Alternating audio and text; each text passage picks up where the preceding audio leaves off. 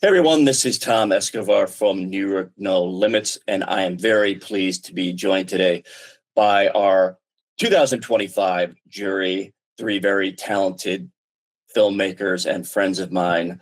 I'm joined by Sakina Iman, Kwame Berry, and Jesse Kluter, and they are with me today to announce our prize winners for our 2025 season. So I will hand it over to them, and Sakina is up first. Sakina, please announce our first prizes for this year. All right, so the special jury recognition for screenwriting goes to Baggage Claim and Howard. Wonderful. Thank you so much, guys. Congratulations to both of those films and filmmakers. And to announce our best film from this past year, I will hand it over to Kwame. Kwame, please. Thank you, Tom. So the jury, the 2026 Summit jury would like to award Best Film to Midnight Inc. Woo! Congratulations. Cue the violins. And thank you so much. And congratulations to Midnight Inc. and John Chiodi, who is the director of that film.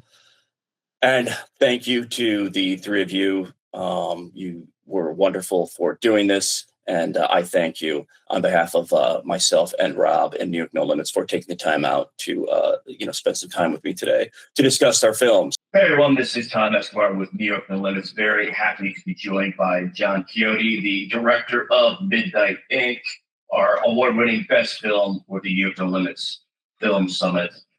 John, how are you doing today? Hey Tom, thanks so much for having me. I'm doing great. You're kind of at the end of your festival process here, I believe.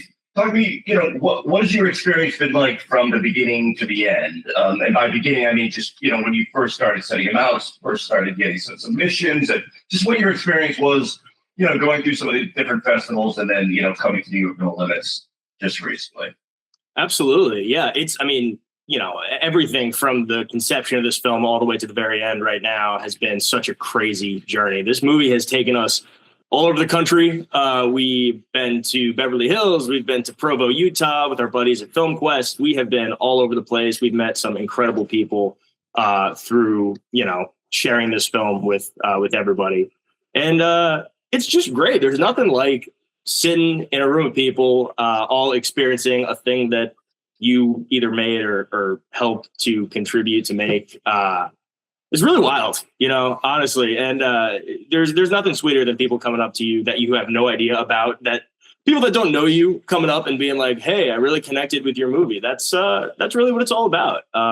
So it's a really special thing. And specifically with New York No Limits, it was such a really great setting for people to just talk to each other afterwards. We're sitting there, we're experiencing each other's movies. It's such a nice, intimate setting where people feel comfortable coming up to you and just having a conversation, collaborating with each other, hopefully in the future. And, just kind of inspires you to want to make more and do more. Yeah, excellent. Great. What's been the, overall response to the film? Has there also been anything that was kind of interesting to you? Anything that, you were taken aback by? What's the response been? I've been really happy with the response. Honestly, it's been really special, like I said, to have people come up and engage with the film in a way that I was really surprised by. Hearing people's different interpretations of certain elements of the movie has been really fun. And then it sparks a lot of conversations, which is also great. The kids both, I got to shout out Max and Gunner, did such a great job. They were such troopers during the production. And it's really great to hear them getting the credit for all the hard work that they put in. So it's been really sweet. Great. Well, I'm curious to know, what are some of the interesting interpretations people offered up that you were maybe a little bit surprised by? Sure. Yeah. When you put a noodle arm in a movie, it's going to raise a few questions. But some people have, it's always nice to see that people have been, it kind of asks people to lean in a little bit and kind of engage with the movie a little bit more than just like, oh, this is fun, this is silly. It gets people thinking, which is always nice. I definitely have my own idea of what we were going for, but seeing people kind of I've heard people say, oh, is that like an expression of the character being really nervous? Like, is he acting? Is it more of like a surreal element? Is this whole thing like a dream? And that's great because we were sort of going for that type of vibe, making it that kind of weird, surreal, you're out late at night, nobody else is around kind of feeling. So it's good, and every now and then when you talk to somebody who watches the movie and they're just so like spot on to what you were trying to communicate, it's really an awesome feeling.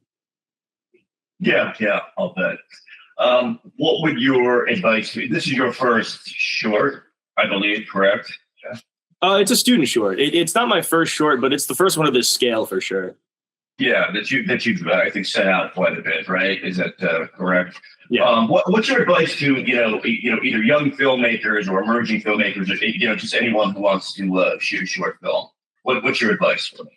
Absolutely. Yeah. I mean, I've been saying this all over the festival circuit, but I would say just do it. Like it doesn't need to be this perfect, precious little thing. I've seen so many projects never come to fruition because people get so anxious or so nervous that what they're trying to communicate isn't perfectly being expressed. Right now, at the stage I'm at the stage a lot of my peers are at, it's all about getting the reps in, right? It's just about getting out there, getting the practice, meeting people, going to these incredible festivals and platforms to get yourself known and to meet other people. So I'd say just do it. Don't get too hung up on it. Have fun with it. Try to enjoy the process of it as well while also learning. Because if going through the whole movie is going to be tough in a lot of ways, why make it a miserable experience? Try to have fun with it. Try to be good to the people who are open to collaborating with you. Yeah, it's a good answer, I think. I think that's probably the biggest benefit of a short film. I think a lot of people in the past have approached it as, they wanted to make it their, calling card or their concept for a larger project, which is, great if people, do that, of course. But, to me, when we do New York Film Olympics, I think the big benefit is just that people, they begin, they get their exercise in, their filmmaking, I think, with a short film, which I think is maybe, the greatest value, or maybe one of the greatest values of doing so. So anyway, John, thanks so much for talking with me for just a few minutes. Really appreciate it. Congrats. Any new projects on the horizon? What's next for you? Yeah. I've got a few coming up. The next one, the direct next one, is going to be a horror short that follows a cop who stumbles across a crime scene and over the course of examining the crime scene finds out she may be connected to the murder. Ooh. But it's going to introduce a lot of the similar surreal elements carried over from Midnight Ink. We're going to have a lot of fun using that in the context of horror. And also I got a bunch of comedy ideas that I want to do, but they're too expensive. I need an ambulance. If anybody out there has an ambulance that they want to rent me, let me know.